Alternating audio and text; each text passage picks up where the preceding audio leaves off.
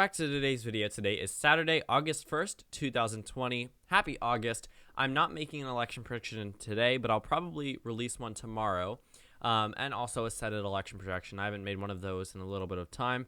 So we're getting very close to the election. Obviously, we're less than 100 days until November. It's going to be very interesting throughout the rest of the campaign season. I believe both conventions are being held this month. So the Democratic Party and the Republican Party virtual conventions, I'm assuming, considering that the RNC just pulled out of Jacksonville in Florida. The DNC had already concluded that they would be mainly virtual. I think there's a handful of delegates, and I mean a handful, probably like 51 to 100 delegates that are going to go ahead and actually cast their state's delegates for their respective candidates. But yeah, so we should see a lot of new things this month. We're expecting a vice presidential choice, and we're going to see some Senate primaries, whether that's at the beginning of August 4th in Kansas, or right at the end on September 1st in Massachusetts. We have a number of things happening this month that will give us some very interesting news and determine whether or not the Democratic Party or Republican Party is at a better position entering into the 2020 election. So this is a new article from CNN Politics. I know some of you guys don't necessarily like CNN, but they're just reporting on it. They're not, making things up for what some people will think, CNN does. They are discussing Mitch McConnell signaling to Republican Senate candidates distance from Donald Trump if necessary. So we talk about this a lot. We talk about the potential riding the coattails of a presidential victory. A lot of Democrats did it in 2012 with Barack Obama, and some Republicans definitely did it in 2016 with Donald Trump winning in Wisconsin and Pennsylvania. If those were Hillary Clinton blowout races in the presidential level, they would have absolutely not won the Senate elections there. And as we take a look at the Senate map, I pretty much made a map where I gave a rough estimation as to whether or not the state would need, or this GOP candidate would need to distance himself from Trump or not. And actually, I forgot to talk about distancing from Trump. So looking at the states, that there are four toss-up states I consider need Trump support. What I mean by that is these candidates cannot afford to distance themselves from President Trump. President Trump is going to probably win in these states individually on Election Day and do pretty well in them. He won Alaska by 14%, and that was the closest margin out of the four need Trump states. So these Senate candidates absolutely need to jump onto the president, whether that's Chris Kobach in Kansas, or that's Tommy Tuberville in Alabama, or Dan Sullivan in Alaska, Steve Daines in Montana. All of these candidates need to ride the president's coattails, because I can guarantee it, if these were swing states, these Democrats would be pulling ahead by pretty significant margins. Doug Jones is still doing okay. He's down double digits, but I don't expect him to win. I don't think anyone really expects him to win. In Kansas and Montana and Alaska, though, the Democrats realistically think they have a shot. Alaska's interesting because Al Gross is an independent who is expected to caucus with the Democratic Party, but he's not bound to anything considering that he is running as an independent. Now I have three states in which the Senate candidates, I believe, should not, these GOP candidates, because there is a Democrat incumbent in Michigan, do not need to tackle on to Donald Trump in order to win their election. These are states that I do not expect to go to Donald Trump in the general election, and jumping onto his ship will only bring you down with him. Colorado and Maine are absolutely going to Joe Biden, while Michigan may be slightly more contested, but at the end of the day, I believe Joe Biden will carry Michigan without a doubt. Looking at Colorado, there's a Republican incumbent, Cory Gardner. He has voted with the interests of Donald Trump 90% of the time. That is the main reason John Hickenlooper is doing so well against him. It's not just the fact that John Hickenlooper is a former popular governor, but you also have to realize that Cory Gardner has not been voting in the interests of Colorado residents. These people did not elect President Trump. He lost here by 5% 4 years ago, and Cory Gardner was only narrowly elected in a Republican wave year. If anything, he should have tried to play the bipartisan senator. He's been recently running ads talking about his environmental protection and the coronavirus efforts that he's put forth, but I don't think it's enough to salvage his campaign. I don't think Mitch McConnell allowing these GOP candidates to push away from Donald Trump will help too many of them, but we'll talk about the ones that it will help. In Maine, Susan Collins absolutely needs to distance herself from President Trump. The CNN article indicates that she has recently ran ads showing herself with Democratic colleagues. That makes sense. She's always had the reputation of being a bipartisan senator. A lot of Democrats praised her prior to the Kavanaugh vote for coming out against Donald Trump, but it seems like she's pretty much, laid low and been voting with him and voting with his interests most of the time. I get it. She's still a Republican, but she comes from a Democratic state. So those are two senators absolutely vulnerable. John James in Michigan does not need President Trump full-fledged support.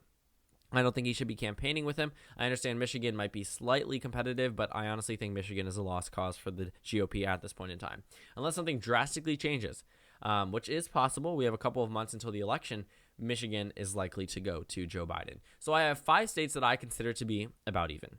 These are states that I think President Trump's involvement could potentially help or could potentially hurt, but probably do around the same impact. Arizona, I know, is a little surprising seeing about even. I was originally going to consider it a does not need Trump support, which is true. The Republican Party can absolutely win a Senate seat there without President Trump campaigning there. But the base in a lot of these states was crucial to President Trump's victory in 2016. He carried all 4 of these states because Georgia has 2 races, which is why it's 5, even though you only see 4 states highlighted. He won all 4 of these states back in 2016, and obviously that came with a lot of his base. A lot of these Republicans that are winning statewide positions are winning based off of Donald Trump voters. That just makes sense. But if we're looking at the states themselves, Republicans can distance themselves from President Trump and still very much win. Joni Ernst could possibly do better than Donald Trump in Iowa. Martha McSally probably won't, but not because she's not, riding on President Trump's coattails. That just has to do with her being a bad candidate altogether. Looking in Georgia, these candidates, David Perdue, does not need to fully jump on to Donald Trump's ship because Georgia, we've seen, has been tightening up. Okay, while Donald Trump is down 1% statewide, David Perdue is up 3% in the state, according to the most recent Monmouth poll. So for Georgia to be more left-leaning on the presidential level indicates that Senate candidates, both in the jungle primary and the general election, the regular election that was supposed to go on with David Perdue, don't necessarily need Donald Trump's support. If they are to win, it probably won't be on President Trump's coattails because they are outperforming Donald Trump in this state. And North Carolina, I think this state is also about even. I do think that the Democratic Party and Republican Party will be facing off for a tough re-election bid, but Tom Tillis does not need to attach himself to a candidate who is losing in a state that hasn't gone to the Democrats since 2008. So for North Carolina to be possible for the Democratic Party, I don't think Tom Tillis, if he does jump on to President Trump and President Trump ends up losing, he's probably going to go down with him. The thing about some of these Republican candidates is the reason why they're elected in swing states is because they offer a bipartisan voice. It's not because they're fully fledged Republican or Democrat. These candidates must vote within probably a 50 to 60% agreeing with their party and then the 40% not, because of the fact that they are representing constituencies that change their mind and also believe in many different things. You talk about senators from Florida, Marco Rubio. He doesn't necessarily vote with the interest of what Florida voters would consider to be their interest when they vote on the presidential level, at least some of the time. However, they continue to reelect him. So some of these senators are exceptions to the rule. However, I will say that these senators definitely need to be bipartisan if they want to be competitive in these swing states in the future. If they're a popular incumbent, then they can do practically whatever they want. But for Cory Gardner, in order for him to have made this race even remotely competitive for 2020, it was possible. If he had put his foot down and pretty much said, I'm voting with the Democrats because I'm worried about my Senate seat and I'm worried about the Senate GOP majority, because Mitch McConnell definitely is right now. He's allowing GOP candidates to move away from an incumbent president. That's important. If you're an incumbent and your party candidates are fleeing away from you because they know that your name will taint their chances in these races. If you take a look at some of these Democratic races, I characterize them as Democrats because Democrats solid races because I don't expect the GOP to even be remotely competitive.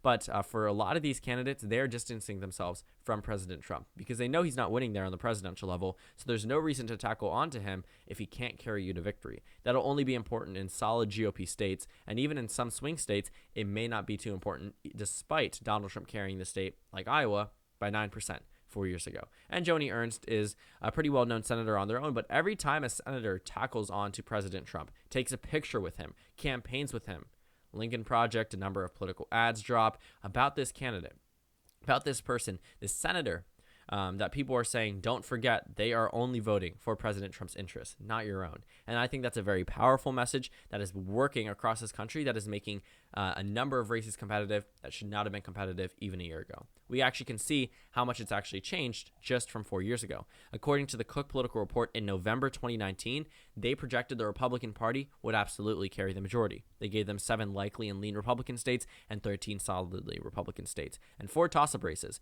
but that was already passed. Okay, so then we look at the Cook Political Report, July 2020, the Democratic Party is in play for the United States Senate.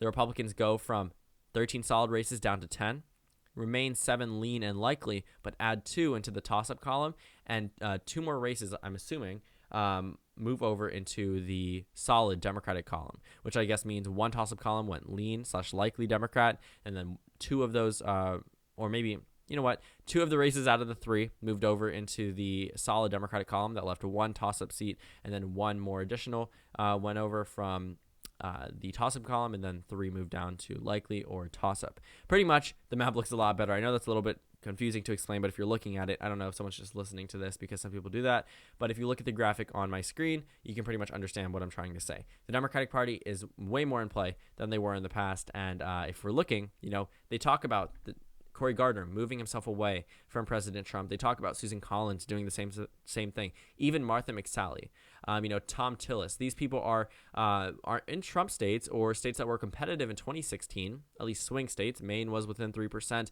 Colorado was within 5%. North Carolina went to Trump. Arizona went to Trump. But Mitch McConnell is telling these candidates, if you're vulnerable and you know it's better for you to back away from President Trump, then do it.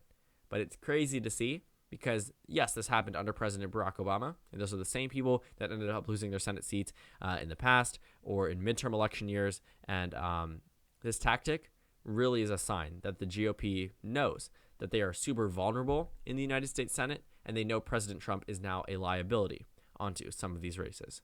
So thank you guys so much for watching this video. Make sure to comment down suggestions below. Subscribe on the left if you haven't already, and check out the Instagram and Twitter. At the bottom left of your screen, there's also a Discord link. You can type that into your browser, and it'll bring you to the Discord server that you can go ahead and join. There's also a video on your screen, and then a playlist for my 2020 election videos. Again, thank you guys so much for watching, and I will see you all later today.